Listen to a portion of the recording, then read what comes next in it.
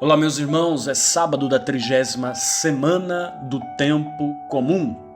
Continuamos a ler o Evangelho de Lucas. O Evangelho de hoje é justamente posterior ao de ontem, não é? A mesma sequência textual.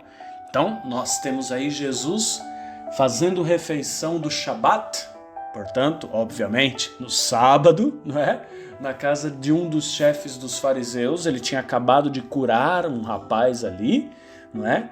Naquele contexto em que não se podia curar justamente porque era sábado.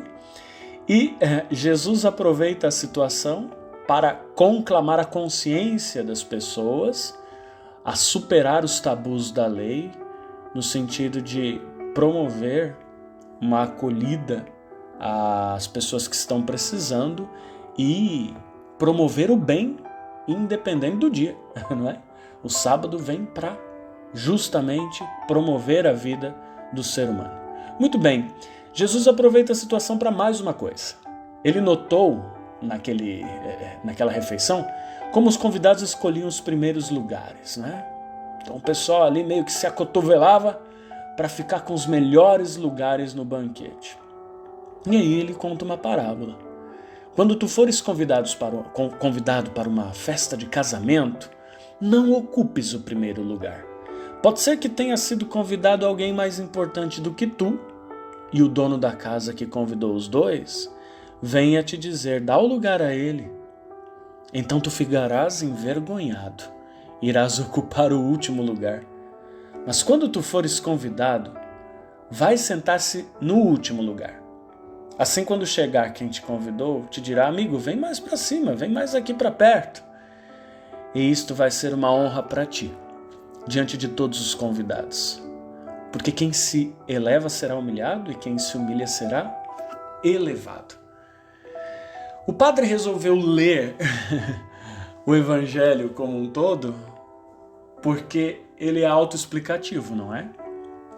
Gente, antes de tudo, antes de extrair sentidos espirituais para este Evangelho, é preciso que a gente perceba que Jesus dá aqui uma aula de etiqueta fantástica, não é? A gente não pode ser sem noção. Quando a gente chega num lugar, a gente tem que saber se comportar, não é? E quantas vezes existe aí o ímpeto do atrevimento, de não saber qual é o próprio lugar. E aquela pessoa espaçosa, não é? Vai ocupando... vai tomando iniciativas que não são cabíveis, não é? Ocupando lugares que não são cabíveis, tomando iniciativas que não são cabíveis, tomando liberdades que não foram dadas. Quantas pessoas fazem assim, não é?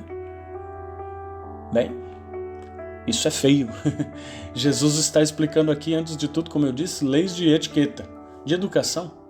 A gente tem que saber qual é o nosso lugar. E para não ter erro, gente, é importante recolher-se no fundo. Recolher-se lá para o fundo da sala. É importante não presumir que nos foi dada uma liberdade quando a gente não conhece bem o ambiente. Por quê? Porque se a liberdade nos foi dada, a gente vai ser convidado a alta voz, a viva voz. E aí a gente vai ser honrado diante de todos, e isso é uma coisa boa. O contrário seria uma vergonha, não é? Quando alguém mais importante tem que tomar um lugar que a gente escolheu por atrevimento. E isso ensina também como deve ser não somente o nosso comportamento uns com os outros, mas o nosso comportamento diante de Deus, com toda a confiança de filhos e não de escravos. A gente precisa, no entanto, ser filhos que saibam se portar com humildade. É sempre importante que a gente saiba que no banquete oferecido por Deus nosso Pai no céu para nós, nenhum de nós tem, no fundo, merecimento. Nós não merecemos o céu que foi conquistado para nós. Entretanto, ele nos foi dado e nós fomos convidados.